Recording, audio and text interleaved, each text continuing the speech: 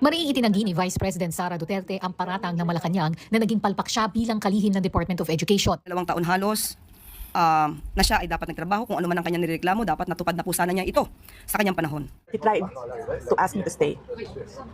Tapos sabi ko, ayoko na. And then, ang sunod niyang ginawa, inofera niya ako, may gusto ka ba na posisyon? Sabi ko, wala akong gustong posisyon.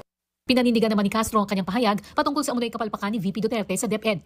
Patunay lamang umano dito ang 1.2 milyong gadget, laptops at school material na hindi na ipamahagi mula noong 2022. Pati na ang issue ng higit 100 milyong pisong peking voucher para sa mga ghost students. I felt guilty kasi alam ko isa ako sa nag-cause ng stress because I do not come from the education sector. I do not have an education background, so I cannot review what they are doing. And I rely on their expertise and all the stakeholders who did the review. Ang magawa ko lang, which I do very well, admittedly, is magpukpok talaga ng tao.